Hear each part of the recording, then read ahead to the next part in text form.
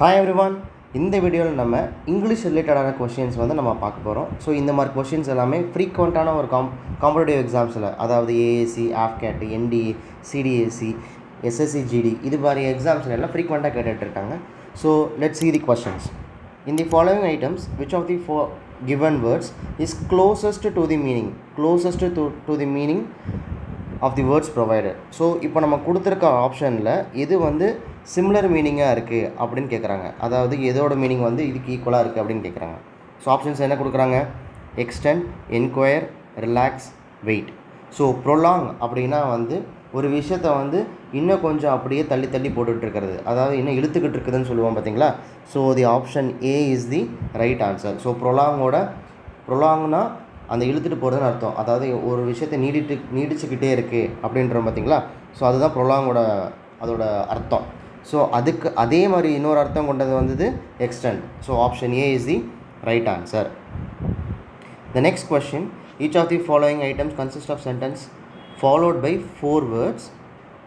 Select the antonym of the word. Antonymனா என்ன அர்த்தம்? Opposites. Okay. So இப்போ கொடுத்துருக்கிற வேர்டு வந்து colossal.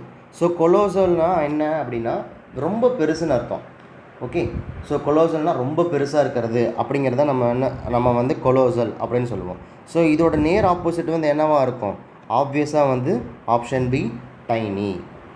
The next question, in the following question choose the alternative which best expresses the meaning of the given idiom or phrase.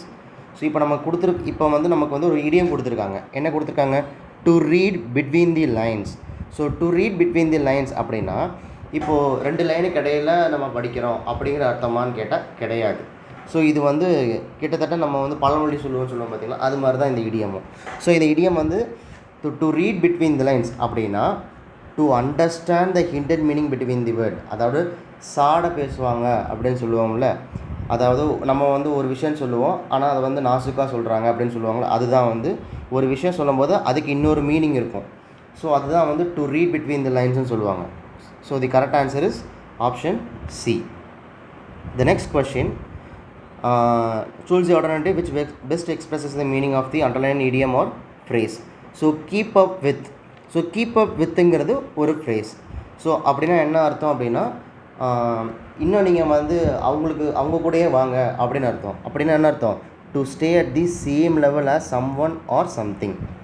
Okay. இப்போ வந்துட்டு இப்போ ஸ்பீடாக வந்து ஒரு போட்டு போயிட்டுருக்கு.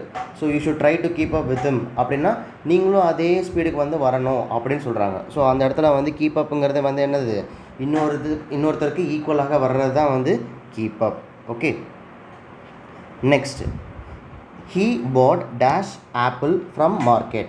ஸோ இந்த டேஷுங்கிற இடத்துல வந்து எந்த ஆர்டிக்கல் வரும்? ஏ வருமா, ஆன் வருமா, தவா ஆர்டிக்கலா?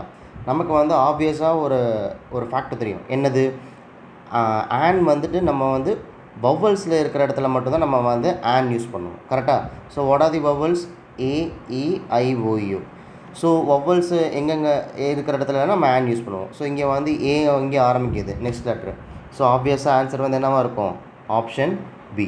ஸோ ஃப்ரெண்ட்ஸ், இந்த மாதிரி சினானிம்ஸ், ஆண்டனிம்ஸ், இடியம்ஸ், அப்புறம் இந்த ஆர்டிக்கல் ரிலேட்டடான கொஷின்ஸ் எல்லாமே வந்து காம்படிட்டிவ் எக்ஸாம்ஸில் ரொம்ப ஃப்ரீக்வெண்ட்டாக கேட்டுட்ருக்காங்க. ஸோ இந்த மாதிரி கொஷின்ஸ் எல்லாம் நீங்கள் ரெகுலராக ப்ராக்டிஸ் பண்ண உங்களால் இந்த கொஷின்ஸை ஈஸியாக அட்டன் பண்ண முடியும்.